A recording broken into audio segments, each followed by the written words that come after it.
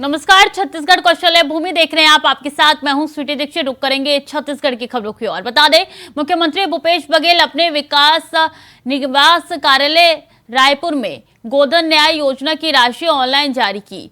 CM Baghel ने पशुपालन ग्रामीणों, गौठानों से जुड़ी महिला समूह और गौठान समितियों को 18 करोड़ 47 लाख रुपए की राशि ऑनलाइन जारी की, जिसमें 15 जून से 30 जून तक गौठानों में पशुपालक ग्रामीणों, किसानों, भूमिहीनों से क्रय 2.52 लाख क्विंटल गोबर के एवज में 5.05 करोड़ रुपए गौठान समितियों को और 7.79 करोड़ रुपए और महिला समूह को 5.53 करोड़ रुपए की लाभांश राशि शामिल है।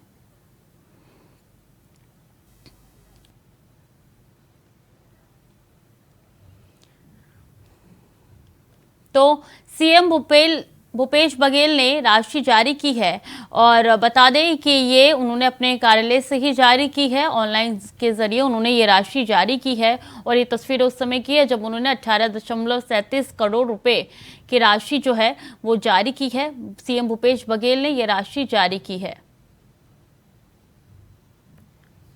तो गोधन न्याय योजना की राशि जारी की गई है सीएम भूपेश बघेल द्वारा। और आपको बता दें कि गोबर खरीदी भुगतान एवं लाभांश वितरण हुआ है और इसमें सीएम भूपेश बघेल ने ये राशि जारी की है। सीएम भूपेश बघेल द्वारा ये राशि जारी की गई है और ये राशि जो है बता दें कि 13.42 करोड़ का भुगतान जो है वो हो चुका है अभी तक और 18.37 करोड़ लाख रुपए की राशि जो है वो जारी की गई है। तो सीएम भूपेश बघेल ने यह राशि जारी की है।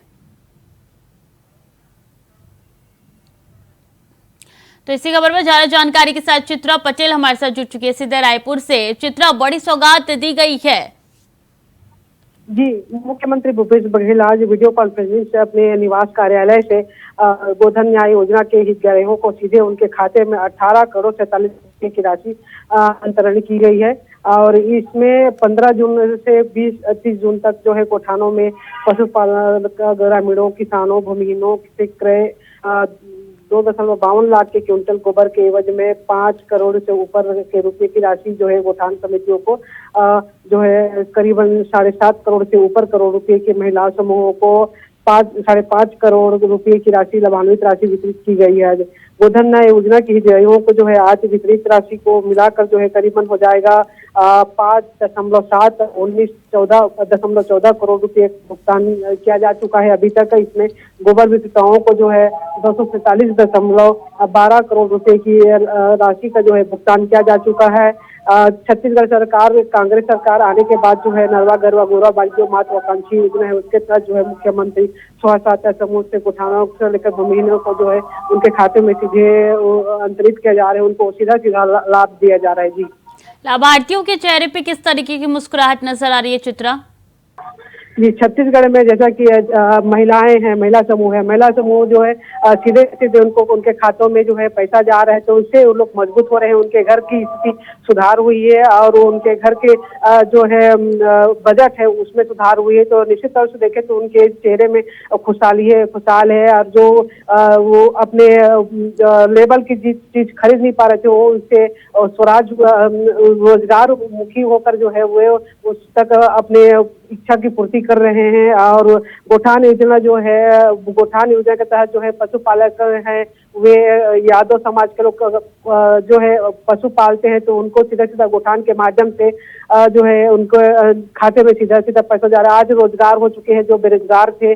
और गोबर छत्तीसगढ़ सरकार जो है 2 रुपए किलो में गोबर खरीद रही है, तो जो आम जनता है, छत्तीसगढ़ की जनता है, छत्तीसगढ़ वासी है, वो 2 रुपए किलो में जो है गोबर बेच रहे हैं, तो सीधे सीधे उनको भी जो है गोबर से उनको लाभ मिल रहा है। जी, गोधन न्याय योजना के तहत ऐसी जानकारी निकल के सामने आ रही है कि कुछ भुगतान जो है वो लाभार्थियों को कर दिए गए हैं। जी, बता दें कि छत्तीसगढ़ में गौठान योजना के तहत जो है सरकार लगातार उनको फायदा दे रही है और अभी तक ये तीसरी किस्त जो है जारी किया गया है और इसमें 5,419 गौठान है। 30 क्विंटल से ज्यादा गोबर की खरीदी हो चुकी है और मुख्यमंत्री ने प्रदेशवासियों को जो है इसके लिए जो है लगातार उनके लिए काम कार्य कर रही है। जी, इससे कितना लाभ छत्तीसगढ़ को पहुंचेगा, वहां की जनता को पहुंचेगा? देखिए, प्रदेश के 5,959 स्वावलंबी गौठानों को द्वारा जो है अब तक 64 से 64.5 करोड़ रुपए का जो है गोबर अपने संसाधनों से खरीदा गया है। गोबर खरीदी के एवज में आज जारी 5 करोड़ रुपए की राशि में से स्वावलंबी गौठानों द्वारा करीबन 3 करोड़ रुपए तथा कृषि विभाग द्वारा 217 करोड़ रुपए का भुगतान किया गया है। बने रहिए आप हमारे साथ, अगली खबर में भी आपका रुख करेंगे चित्रा। तो गोबर खरीदी भुगतान एवं लाभांश वितरण कार्यक्रम हुआ है। सीएम ने ये वीडियो कॉन्फ्रेंसिंग के जरिए इसको जारी किया है। और देश के गृह मंत्री अमित शाह रायपुर आ रहे हैं। बुधवार को शाम 6:30 बजे से शाम 7 बजे के आसपास अमित शाह रायपुर एयरपोर्ट पहुंचेंगे। इसके बाद वो बीजेपी के प्रदेश कार्यालय जाएंगे। यहां अमित शाह की अध्यक्षता में छत्तीसगढ़ बीजेपी के शीर्ष नेतृत्व में बैठक होने वाली है। आज की रात छत्तीसगढ़ बीजेपी के लिए चुनावी एक्शन प्लान तैयार कर लिया जाएगा, जिसमें तय होगा कि आने वाले चुनाव में बीजेपी किन मुद्दों और किस अंदाज में जनता के बीच जाने वाली है। अमित शाह कई तरीके के फीडबैक पहले ही हासिल कर चुके हैं। अपनी रणनीति को लेकर छत्तीसगढ़ आ रहे हैं। प्रदेश के नेताओं से भी वो स्थानीय मसलों पर बातचीत करेंगे। कांग्रेस को सियासी दंगल में पटखनी देने के लिए शाह अपने अंदाज में सियासी गणित की क्लास लेंगे।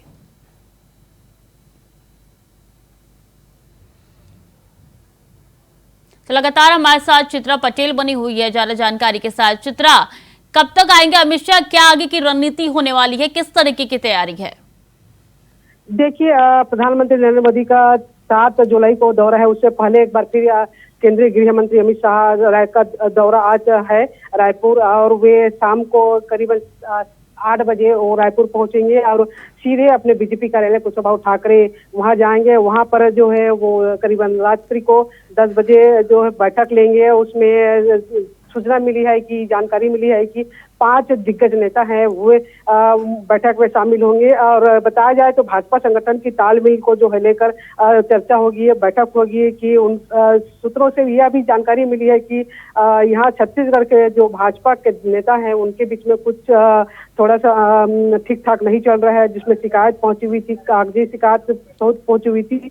उस कागज सहित जो है और अमित शाह यहाँ पर आएंगे, संगठन की बैठक लेंगे। बैठक में दिग्गजों से जो है जानकारी लेंगे कि क्या समस्या है, किस तरह से तालमेल है, किस तरह से तालमेल लेके बैठाना है। और प्रधानमंत्री नरेंद्र मोदी 7 तारीख को आ रहे हैं तो उसको लेकर भी चर्चा होगा। वही 2023-24 के चुनाव है छत्तीसगढ़ में होना है, उसको लेकर जो है इसमें चर्चा हुई कि क्या भारतीय जनता पार्टी छत्तीसगढ़ में सरकार बनाने के लिए हर राजनीतिक रणनीति तैयार कर रही है। जिसको लेकर जो है गृह मंत्री अमित शाह छत्तीसगढ़ की बागडोर को खुद अपना संभाल रहे हैं और संगठन को अपने मजबूत कर रहे हैं। जी,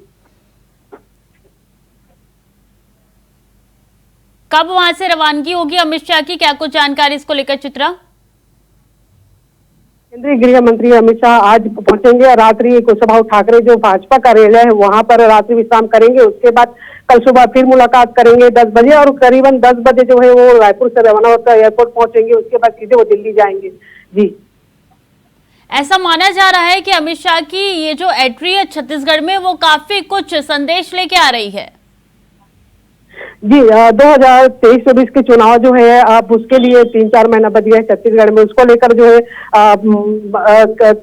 भारतीय जनता पार्टी जो है सरकार बनाने के लिए पूरी रणनीति तैयार कर रही है। और जो एक्टिव कार्यकर्ता है, जो एक्टिव नेता है, जो उनको जो है वो मजबूत किया जाएगा, और निष्क्रिय है उनको भी हटाने की चल रही है। तो निश्चित तौर से जैसे भारतीय जनता पार्टी में दूसरे प्रदेश में बदलाव की स्थिति है, तो छत्तीसगढ़ में भी बदलाव के आसार नजर आ रहे हैं भारतीय जनता पार्टी में। जी बिल्कुल, अब देखना होगा कि आने वाले विधानसभा चुनाव में क्या रणनीति बीजेपी बनाती हुई नजर आती है। बहुत बहुत धन्यवाद आपका चित्रा तमाम जानकारियों के लिए। और भिलाई में छावनी थाना क्षेत्र के अंतर्गत पावर हाउस में लगे कैंप 2 में से देर रात 2 गुटों में मारपीट के बाद जमकर बवाल मच गया है, जिसके बाद संत रविदास नगर के वासियों ने छावनी थाने का घेराव कर पुलिस से सख्त कार्रवाई करने की मांग की है और साथ ही कहा है कि हर बार की तरह केवल आश्वासन से काम नहीं चलने वाला, सख्त कार्रवाई करनी होगी। अब अगर प्रशासन की तरफ से कोई कार्रवाई नहीं की जाती है तो वो खुद इस मामले में सख्त कार्रवाई करेंगे, जिसकी जिम्मेदारी प्रशासन की होगी। इसी खबर पर ज्यादा जानकारी के साथ संध्या हमारे साथ जुड़ चुकी है। संध्या, क्या है ये पूरा मामला जिसको लेकर बवाल मच गया?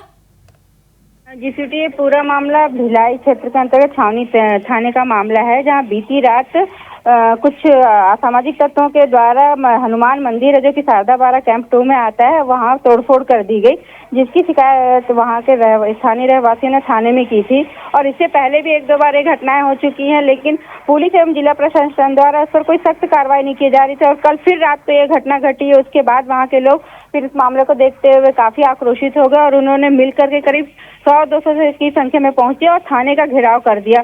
उसके बाद उसमें भाजपा दल के भी कुछ लोग पहुंच गए और इस दोनों गुटों ने मिलकर के वहां पे थाना परिसर में जमकर बवाल काटा। उसके बाद फिर विशेष समुदाय के ऊपर आरोप लगाते हुए कार्रवाई की मांग को लेकर के वहां थाने का लंबे समय तक घेराव किया, जिसके बाद 2 IPS और सहित अतिरिक्त पुलिस अधीक्षक संजय भी वहां पहुंचे और उन्होंने मामले को संभालते हुए कंट्रोल किया। जी, पुलिस के क्या कुछ कहना है इस पूरे मामले को लेकर, क्योंकि साफ तौर पे देखा गया है कि इससे पहले भी आपने बताया कि 2 ऐसी घटनाएं हो चुकी है, 2 से 3 घटनाएं, लेकिन सिर्फ आश्वासन दिया गया है। इस बार क्या कुछ बयान निकल के सामने आया पुलिस का? जी, इस बार पुलिस प्रशासन द्वारा मामले की संवेदनशीलता को समझते हुए लगातार वहां पे सर्चिंग की जा रही है और आज उसी क्षेत्र में फ्लैग मार्च भी निकाला गया है और बड़ी संख्या में पुलिस बल भी तैनात किया गया है ताकि किसी भी अप्रिय स्थिति से निपटा जा सके। जी स्वीटी, तो मारपीट में कोई घायल भी हुआ है क्या? जी, मारपीट जैसी स्थिति नहीं बनी है। अगर पुलिस ने समय रहते अगर घटना को कंट्रोल नहीं किया जाता तो ये हालात बन सकते थे। क्योंकि अभी मारपीट की घटना नहीं हुई है तो इसलिए आप स्थिति को कंट्रोल में कह सकते हैं। जी, पिछली 2 घटनाओं पे अगर पुलिस ने संज्ञान लिया होता तो ये घटना शायद नहीं होती। संध्या जी बिल्कुल, यही इसी बात का आक्रोश वहाँ के रहवासियों को है, जिसको लेकर के उन्होंने थाने का घेराव किया था। अगर पहले ही इसको कंट्रोल में किया जाता तो ये जो कल रात को घटना घटी ये घटना नहीं होती। उसी की दोबारा पुनरावृत्ति ना हो उसको लेकर के वहाँ के रहवासी डटे हुए थे और जब तक इस मामले में FIR दर्ज नहीं हो गया तब तक वे लोग डटे रहे। उसके बाद जब पुलिस प्रशासन द्वारा FIR दर्ज किया गया तब वहाँ के रहवासी वहाँ थाने परिसर को छोड़ करके अपने घरों को निकले हैं। जी संध्या, बने रहिए हमारे साथ, अगली खबर में भी आपका रुख करेंगे।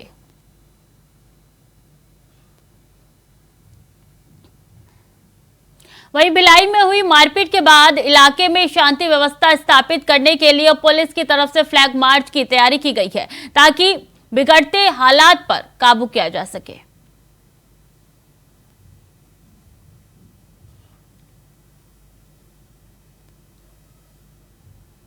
तो बता दें, भिलाई में बवाल हुआ, इसके बाद से मारपीट की स्थिति तक नौबत आ गई थी, लेकिन वक्त रहते ही मारपीट पे काबू पाया गया है, बवाल पे काबू पाया गया है। इसके बाद से पुलिस जो है फ्लैग मार्च निकालने की अब प्लानिंग कर रही है ताकि जो हालात वहां पे नजर आ रहे हैं उस पे काबू किया जा सके, शांति व्यवस्था वहां पे बनी रहे। इसलिए भिलाई पुलिस द्वारा फ्लैग मार्च जो है वो निकाला जाएगा।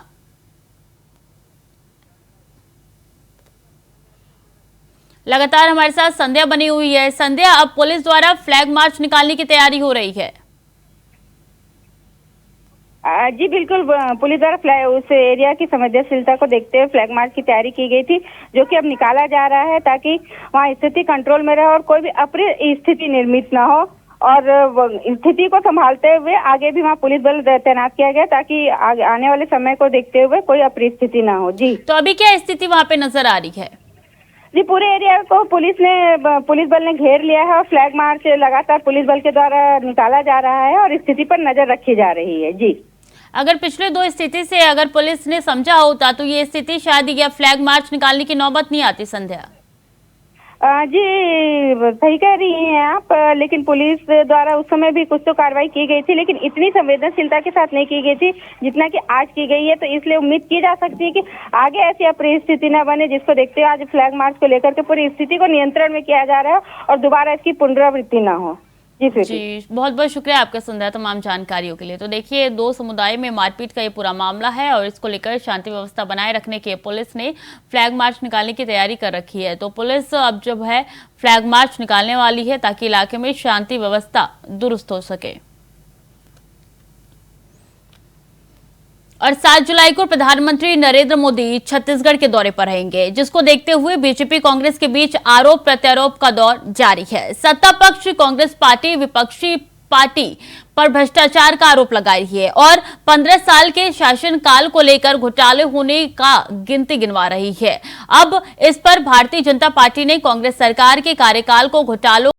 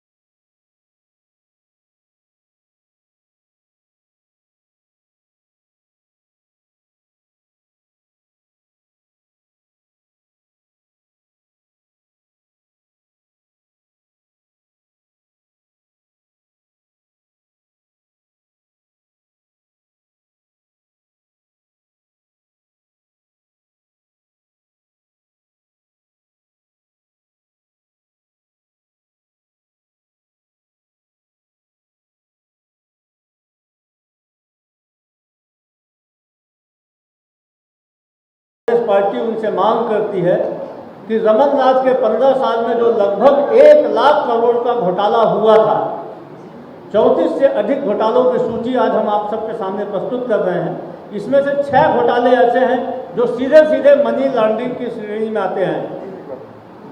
नान घोटाला, शराब घोटाला, गौमाता के नाम पे गौशाला घोटाला, पनामा पेपर में अभिषेक सिंह की जांच, इंदिरा प्रियदर्शनी घोटाला। इन घोटालों की प्रधानमंत्री जी ईडी, आईटी और सीबीआई से जांच कब करवाएंगी? क्या भारतीय जनता पार्टी के नेता होने के नाते इन घोटालों के गुनाहगारों को भारतीय जनता पार्टी बख्श देगी? प्रधानमंत्री से छत्तीसगढ़ की जनता यह जानना चाहती है। छत्तीसगढ़ में जिस प्रकार से घोटालों का बादशाह है, यहाँ के सरकार के मुखिया और ईडी से लेकर के आईटी से लेकर के जो छापा पड़ा और इस बात को प्रमाणित किया कि घोटालेबाजों की सरकार चल रही है। आज भी जमानत नहीं हुए हैं, एक नहीं अनेक स्कीम यहाँ है जिस पर मुझे लगता है और जांच करने की आवश्यकता है। इन बातों से कैसे नज़रअंदाज किया जाए, इसके लिए वो समय समय पर इस टाइप की बात बोलते रहते हैं। हमने तो कहा है यदि आपको लगता है तो आप जाइए, जहाँ जाना है जांच कराइए, और जांच कराने पे निकलेगा सही का सही। एक आपने सदस्य बनाया था कि आपने उसमें कमेटी बनाई, कमेटी के अध्यक्ष और समिति ने सुझाव दे दिया कि वो जो बना रहे हैं वो सही है, और उसके बाद में मुख्यमंत्री जी का बयान आना बंद हो गया।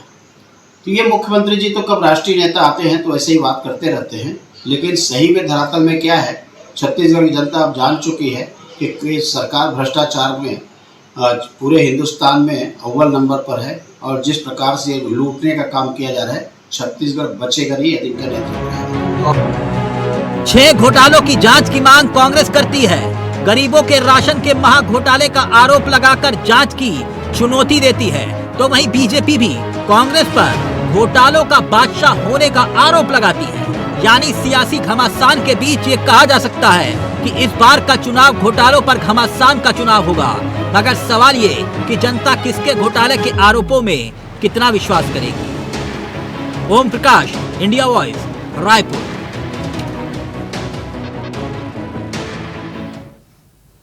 तो वहीं रायपुर में नेता प्रतिपक्ष नारायण चंदेल ने राज्य सरकार पर भ्रष्टाचार का आरोप लगाते हुए कांग्रेस पर जमकर निशाना साधा। इस दौरान उन्होंने कहा है कि प्रधानमंत्री नरेंद्र मोदी 7 जुलाई को छत्तीसगढ़ आ रहे हैं। पीएम के आगमन को लेकर कांग्रेसी नेता बेतुका बयानबाजी कर रहे हैं। साथ ही नेता प्रतिपक्ष नारायण चंदेल ने कहा है कि छत्तीसगढ़ का निर्माण भारतीय जनता पार्टी ने किया है। इसके साथ ही नेता प्रतिपक्ष ने कहा है कि छत्तीसगढ़ के निर्माता अटल बिहारी वाजपेयी जी है। इस बात को कांग्रेसियों को नहीं भूलना चाहिए।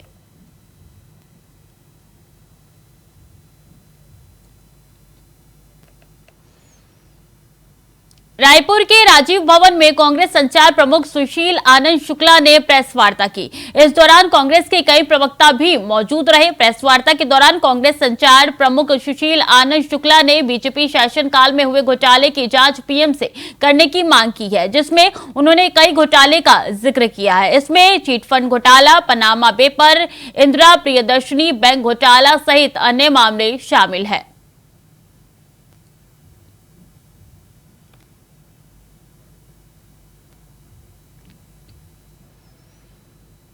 छत्तीसगढ़ भाजपा प्रदेश महामंत्री ओपी चौधरी ने छत्तीसगढ़ में चल रहे भर्ती घोटाले और परीक्षा घोटाले पर भूपेश बघेल सरकार पर निशाना साधते हुए कहा कि छत्तीसगढ़ में रोजगार में माफिया, भर्ती में माफिया, ये जो आशंकाएं हैं वो परीक्षा दर परीक्षा बलवती होती जा रही है।